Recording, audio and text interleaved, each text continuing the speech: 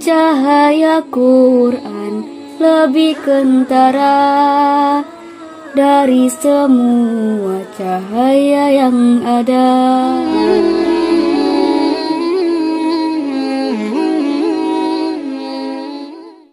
Bismillahirrahmanirrahim.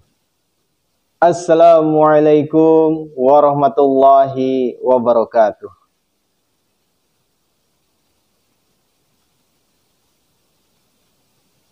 A'udzu billahi minasy syaithanir rajim. Wa yas'alunaka 'anir ruh. Qulir ruhu min amri rabbi wa ma utitum minal ilmi illa qalila. Dan mereka bertanya kepada engkau mengenai roh.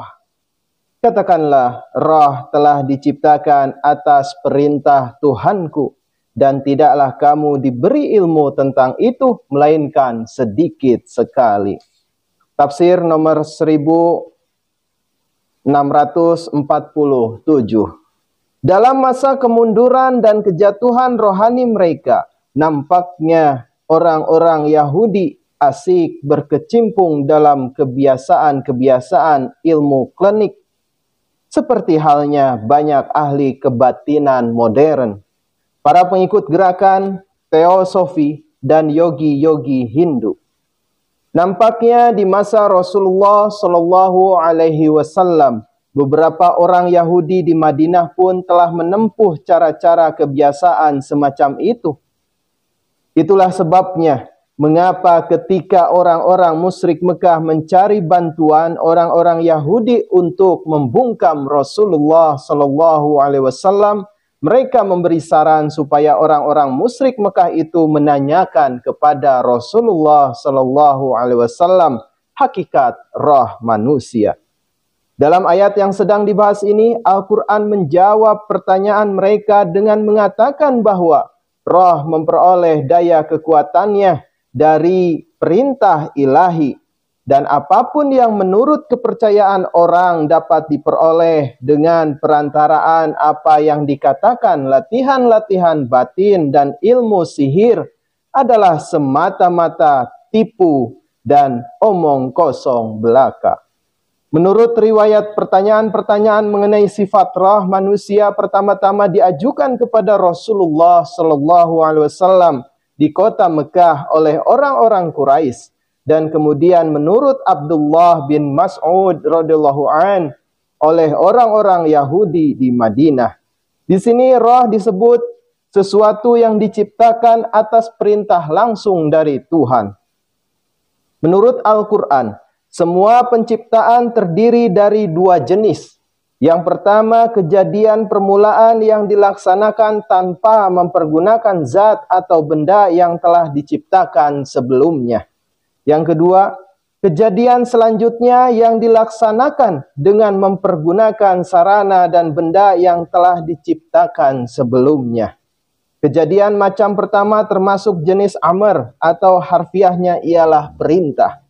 Yang untuk itu lihat surah kedua ayat 118 dan yang terakhir disebut khalaq atau arti harfiahnya ialah menjadikan. Roh manusia termasuk jenis pertama. Kata roh itu berarti wahyu ilahi. Letaknya kata ini di sini agaknya mendukung arti demikian. Wala in syi'na lanadhhabanna billazi auhayna ilaika summa la tajidu laka bihi alaina wakila. Dan sekiranya kami menghendaki, tentulah kami mengambil kembali apa yang telah kami wahyukan kepada engkau, dan kemudian engkau tidak akan memperoleh penjaga bagi engkau terhadap kami dalam hal itu. Tafsir nomor 1648. Ayat ini nampaknya mengandung nubuatan bahwa akan datang suatu saat bila ilmu Al-Quran akan lenyap dari bumi. Nubuatan Rasulullah SAW serupa itu telah diriwayatkan oleh Mardawaih, Baihaqi, dan Ibnu Majah.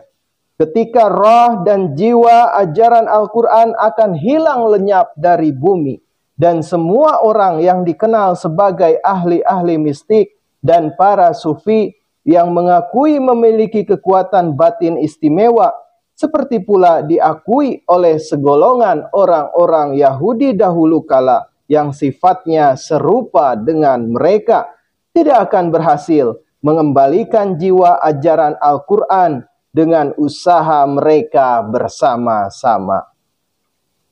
Illa rahmatan mir rabbik inna fadlahu kana alaika kabira. Kecuali karena rahmat istimewa dari Tuhan engkau, sesungguhnya sangat besar karunia-Nya kepada engkau. Alhamdulillahirabbil alamin. Jazakumullah ahsanal jaza. Wassalamualaikum warahmatullahi wabarakatuh. Cahaya Quran lebih kentara dari semua